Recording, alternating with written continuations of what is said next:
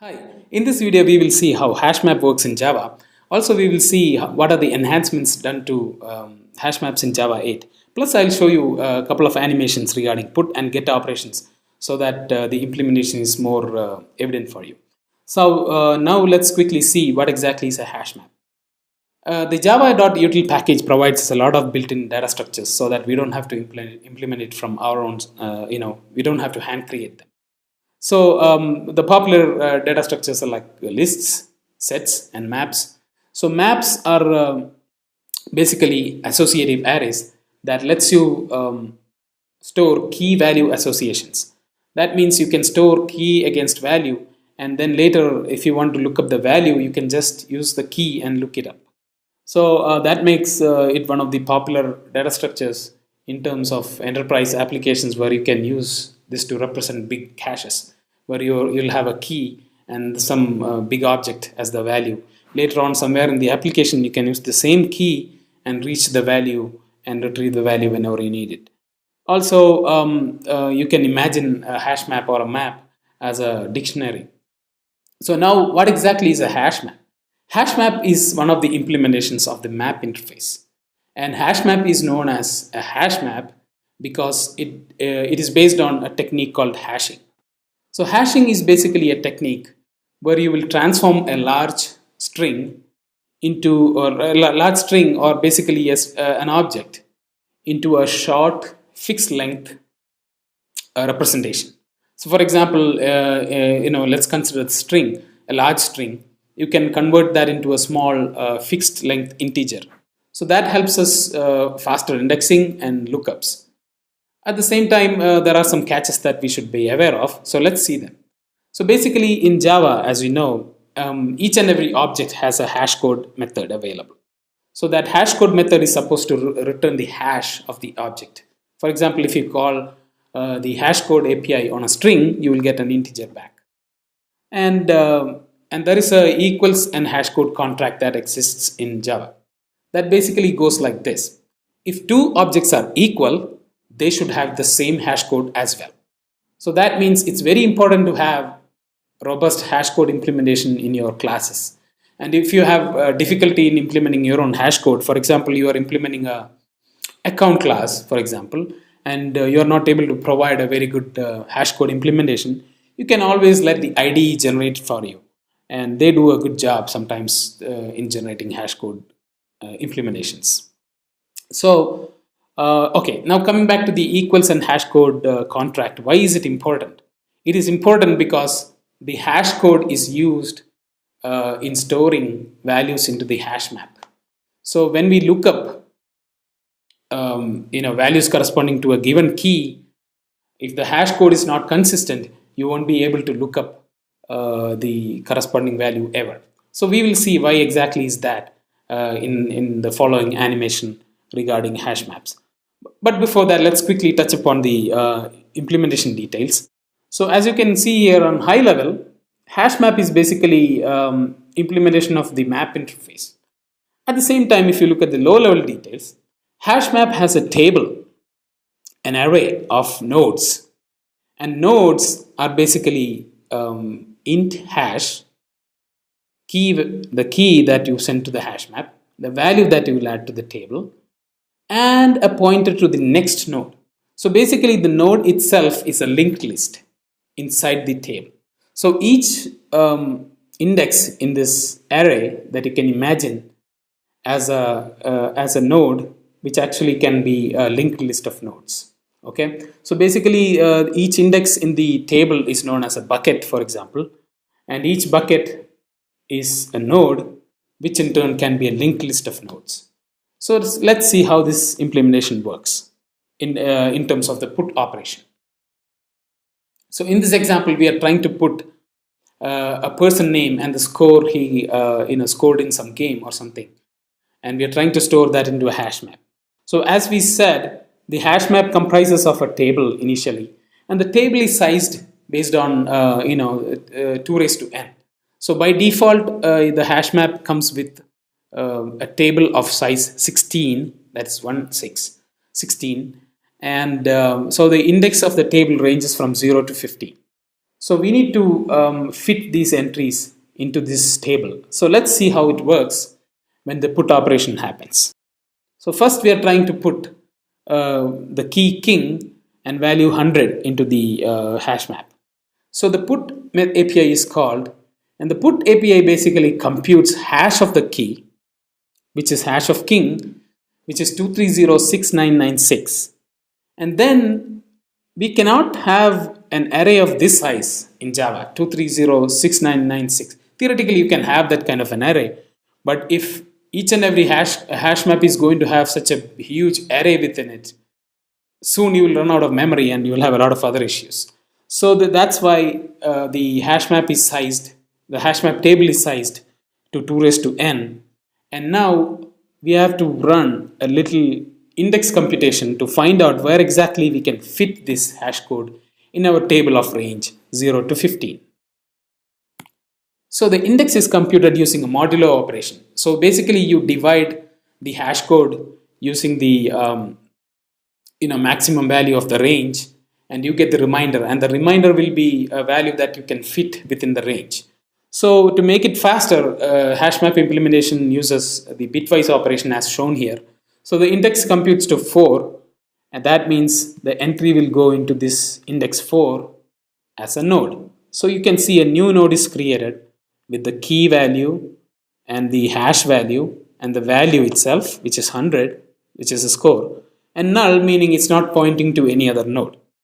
Now let's see how the next entry will be entered into the hash map. So we call scores.putClark with score 90. So computation of the key hash of the key happens, which is a big number. So we try to find out on what index we can fit this hash code into. So which is the index 2.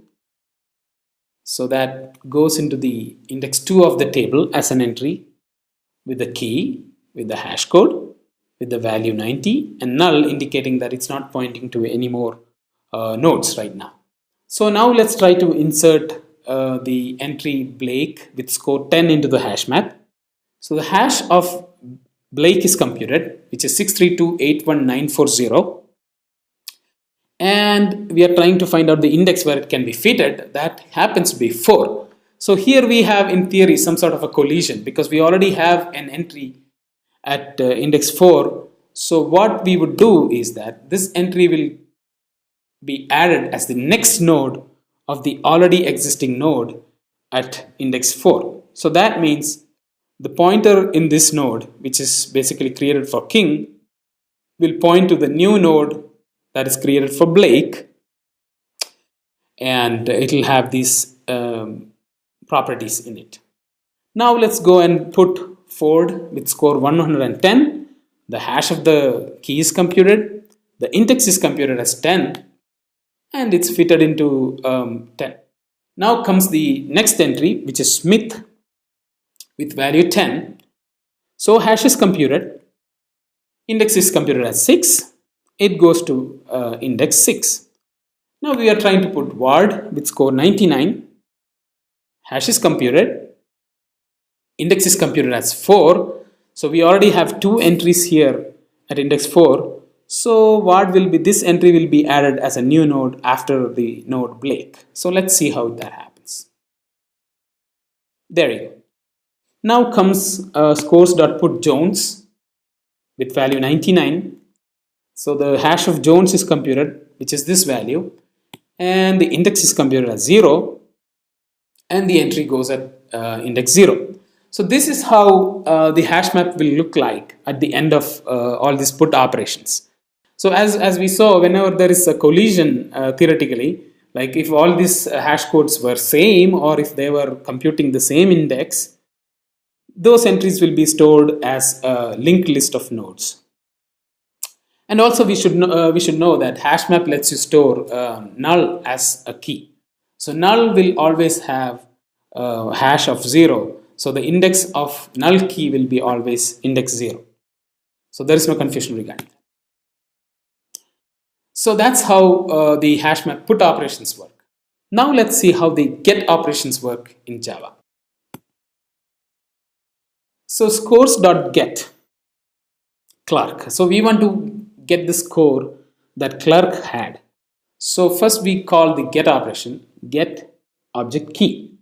So the get operation also does the same set of operations. It finds the hash of the key, which is this number. Now it computes the index where that key could have fitted. So the index computed as 2. So now we will look up index 2 on the table. We have an entry. So with that entry, we compare the hash code of the key against the hash code available there on that entry. That matches. Now we will compare the key itself that was used against the key that is available on that entry using the equals method. That also matches. That means we have found a match. So the value at that node is returned to the caller, and the caller gets the score, which is 90. So now let's see how scores.getKing will work.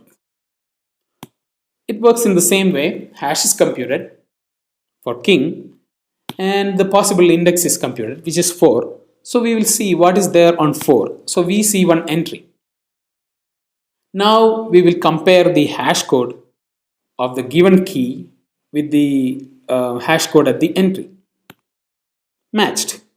Now we will compare the given key with using equals method against the key that is stored on the node. That also matches. So that means we can return this value to the caller. So the score of king, we got 100.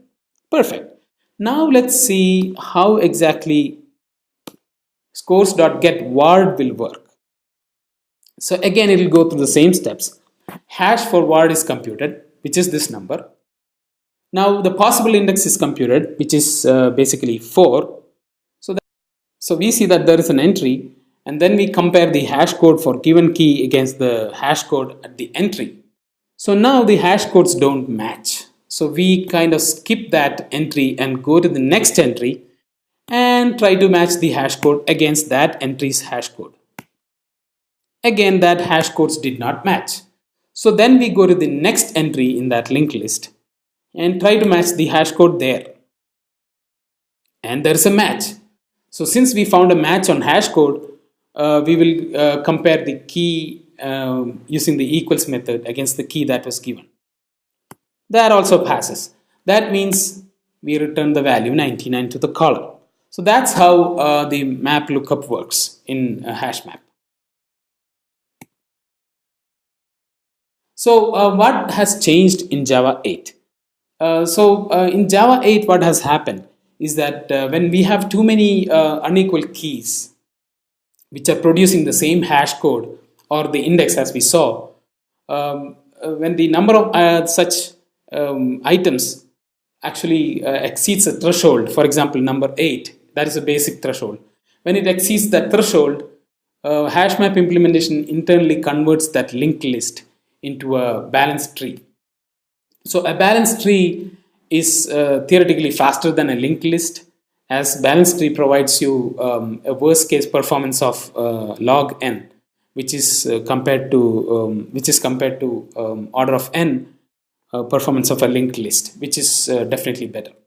So that is a change in Java 8, which gives you performance improvements when there is too many unequal keys providing you the same hash code or resolving to the same index. So balanced search tree is basically ordered based on the hash code, as the smaller hash code will be on the left hand node, and the higher hash code will be on the right side. And in case when the hash codes are same, the keys are compared, and the bigger key goes to the right and smaller key goes to the left.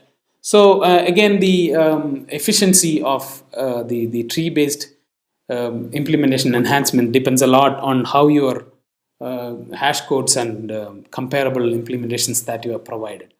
So that is the enhancement in Java 8.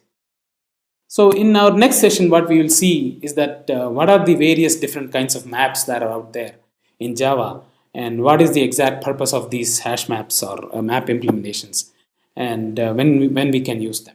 So for today's session, we have seen how the hash map works.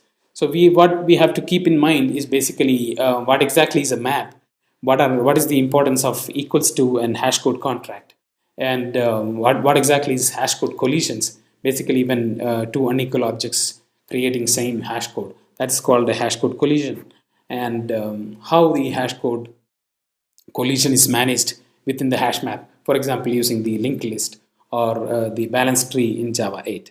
So that pretty much concludes this topic, and please stay tuned for the upcoming updates on further videos. Thank you.